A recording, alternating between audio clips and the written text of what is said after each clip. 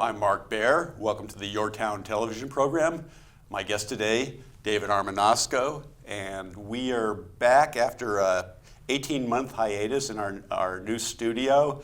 And when we started several years ago with this program, my first guest was David Armanasco. So it's so great to be back with you, Mark, because what you started a long time ago with the Monterey show has been wonderful for this community. So to see you bringing it back is good news. It's going to be wonderful to see you again. It's nice to be back in the studio. So today we're here to celebrate Mike Marotta Sr. and the unveiling of his new sculpture. And let's talk about Mike Sr. a bit. Well, Mike Sr. was truly one of the iconic Montereyans, a paisan heart through and through.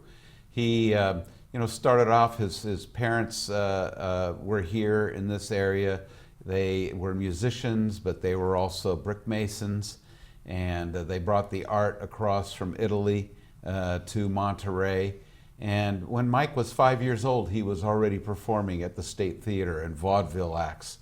And when he was 11 years old, he became a union member of the Musicians Union, probably the youngest in the county in those days, of course. But Mike was so much more. He was a man who was genuinely giving of himself continually, whether it was through his music, whether it was through mentoring young people who were coming into business, or whether it was his own business acumen in building businesses. He was just absolutely a remarkable character in Monterey. And so it's very important that we don't let those kinds of people go forgotten in this wonderful community, because that's the reason we have a wonderful community of people like him that help build it and give us character. Yeah, he was at the Monterey Pop Festival there to witness Jimi Hendrix, and was able to, even he was even older by then, and able to hear a young talent. Oh, absolutely. So he stayed hip all the way to the end too. Absolutely, absolutely. No, he recognized and loved music. He had a music store. He had a music store. In fact, with the Pop Festival, his music store played an important role, because Mike's sons, Mike Jr. and Dave, were delivering amplifiers out to the fairgrounds for the Pop Festival, and of course participated in it as part of audience members and supportive members all the way through. So Mike has been involved in so many of Monterey's iconic events. So let's talk about first of all, honoring him is a great thing, but the actual sculpture is beautiful. So let's talk about that, how that came about a bit.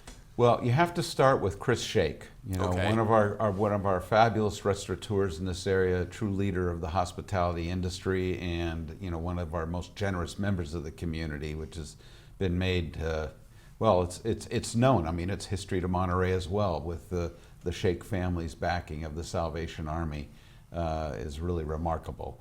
But Chris Shake came up with the idea to recognize Mike Marotta Sr.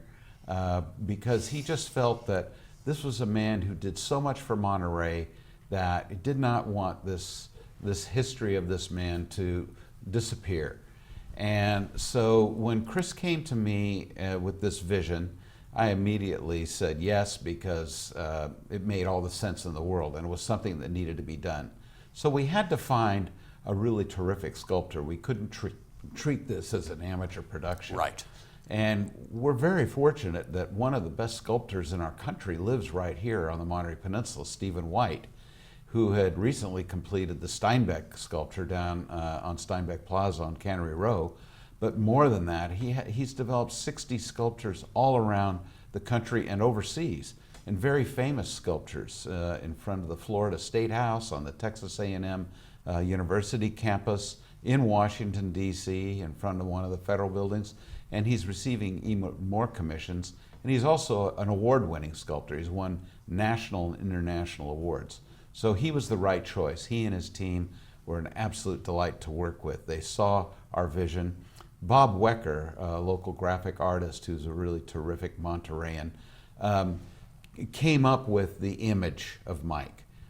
Chris went to Bob and said, "Look, you know Mike Marotta Sr. You've been around him all your life. We need a really good image of him." And so we came up. Bob came up with that image of him with the accordion, sitting playing the accordion, because at events that's how we saw him. Yeah, and he was present, for years. And so how you then put together a committee.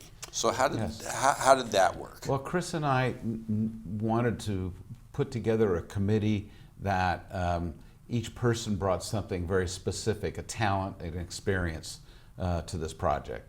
So we started off by calling Dan Albert Sr., the former mayor of Monterey, whom I always call the alcalde de Monterey.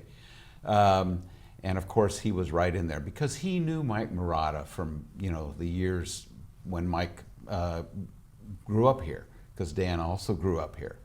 And so that was important because he gave us a lot of history and perspective.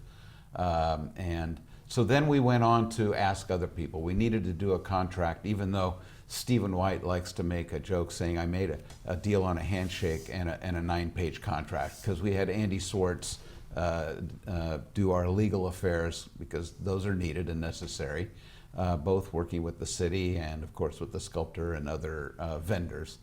And we added to our committee by bringing Frank Solicito on, who was the former councilman and the chair of the old Monterey Foundation. And then we needed to add Rick Johnson, who is all about downtown Monterey, and everyone knows Rick in downtown Monterey. He's done a lot of good, and so he was going to be a real asset in terms of explaining to everybody in downtown how this was going to come about. The committee, though, really filled out beautifully, and as I mentioned, we had Bob Wecker as well, and each member of the committee contributed to the whole of this whole process. So let's talk about the hurdles of this. So this was a big undertaking. It was, and it took 21 months because Chris and I actually started in January of 2019, and we started off by making a list saying, well, we don't want any public money in this effort. We want to come up with private donations.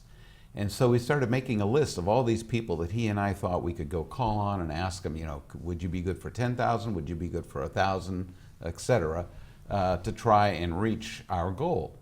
And then there was an angel up above by the name of Penny Kanalakis, who was a trustee of the Kent Mitchell Trust. And when we approached her, she said, Kent Mitchell and Mike Marotta were the best of buddies, inseparable. And Kent was extremely successful, contributed a great deal to this community as well. Who is he? Let's give a little bit. Kent Mitchell was a businessman. He graduated from San Jose State. He served in 2 wars. And he served in World War II. He served in the Korean War when he was in the Air Force, and a great patriot and American. And Kent started a number of businesses in this area. Matter of fact, 80 businesses throughout the region. And there are shopping centers that people will be familiar with, like the Marina Shopping Center and the motels down in San Simeon, around Hearst Castle, but a number of businesses right here. In fact, he started what has become known as Stewart Title, which is a very active title company in this region. Okay. Anyway, he had an insurance company as his base, and so when we approached Penny, she said, we want to pay for the whole thing. So Chris and I were just overwhelmed, of course, and that just really got our engines going at a higher level and accelerated the process. And just as a pair of them, because he's tall and thin. Exactly. Mike was short and wide. Exactly. and they really cut a great figure together. Mike Marotta used to always say about himself, Mike Marotta Sr., that he was short, fat, and cute. That's funny. Because he had a great sense of humor, and he was a master joke teller. Yeah. In fact, I can tell you something really interesting. He, among all the music that he played for Santa Catalina's father-daughter weekend, because his daughter went to Santa Catalina, for daughters, I should say, for 54 years in a row, just giving his time. Wow. Sister Claire told that to me, which I thought was an amazing fact.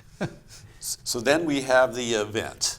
Yes. Okay, so let's just go about the event planning a bit, because that was quite an undertaking. Well, we decided that we wanted to hold it at the Monterey Conference Center because we wanted to seat as many people who were interested in attending. And so we went about working with the Conference Center, who were terrific to work with, laying out our plan. And then we decided on, what kind of music we wanted to have. And as you know, the Marotta family is a gifted musical family, so we involved them from current generation to grandchildren to great-grandchildren. And then we decided that we wanted to, Mike was about America. So we decided that we wanted to approach John Nash and the Monterey Peninsula Who is Chorus. fabulous. Exactly. Fabulous, yes. And he was wonderful. So we opened, I'll call it our show. Yeah, well, it was a show, yes. We opened our show with America the Beautiful and the choir, which was sensational. And we closed the show with the choir with God Bless America, and one of the best renditions of God Bless America I've ever heard. It was really stirring. We really were very fortunate. We had a number of speakers, of course, and we had Dan Albert Sr. come and share some stories about Mike. The mayor. Yes, exactly, Yeah. the former mayor. Yes. And we also, Dan Albert Sr. loves to sing that it happens in Monterey. It happened in old Monterey, Monterey exactly. a long time ago. Yeah. And so he and Janice Marotta did a duet on that, which just brought the house down. And the music went on and on. We had great music with all the Marotta family contributing. And then and we had the mayor spoke. Judy Marotta spoke, she's so eloquent. And then we had Stephen White gave a little intro, of course, our sculptor. And I think one of the really great speeches of the evening was really from Chris Shake, because it all came from his heart. And what is so amusing is his mother, who's a grande dame really, of Monterey, she was sitting in the front row, and Chris went up to the podium and he says, "Hi, Mom." And then he gave really a beautiful speech, which came from the heart, and everybody definitely reacted that way to it as well. So You had a lot of luminaries there. I saw Leon Panetta in the audience. yeah, we did. Leon Ted Panetta was there. Ballestari in the audience. Yes, and we had former Mayor Peter Canelio. Right. And we also had some county supervisors and other elected officials, other mayors were here. So it was a well-attended. In fact, we had 550 people attend. Right. So, and one thing that has to be mentioned is that the Marriott Hotel was extraordinarily generous.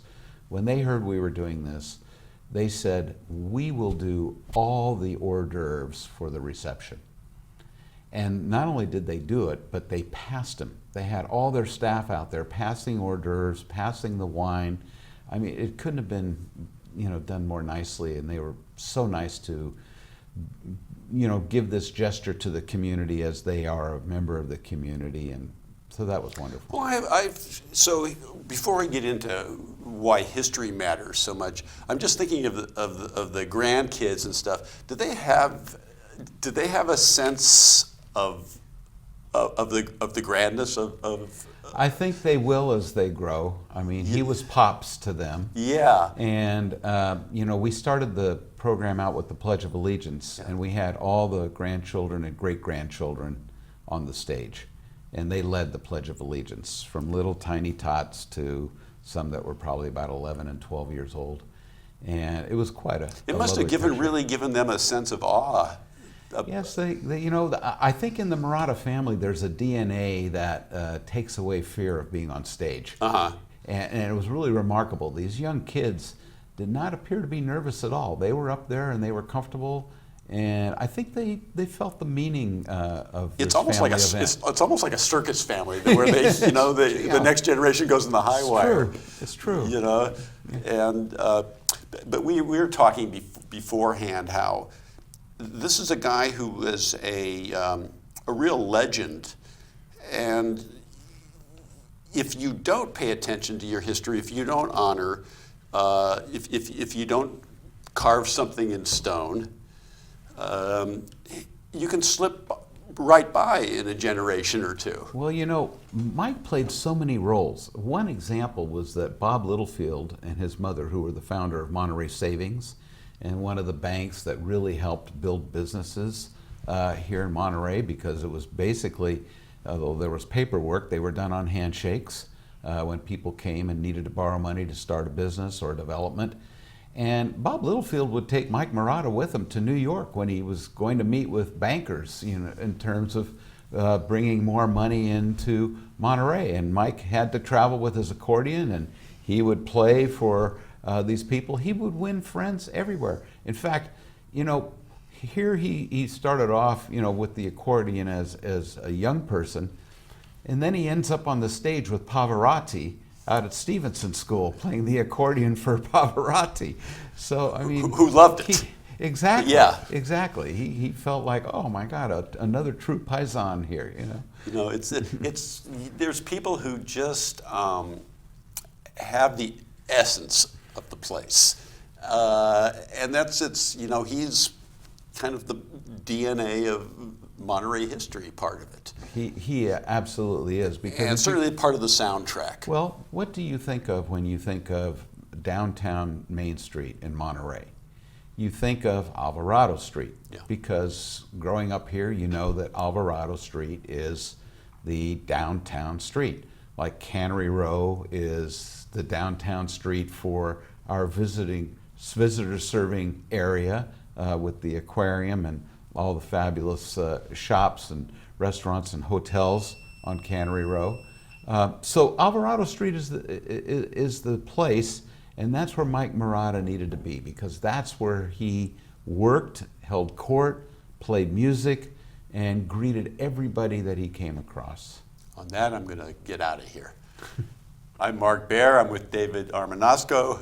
We're talking about Mike Marotta Sr., the new statue. You're watching YourTown Television, and hope you enjoyed.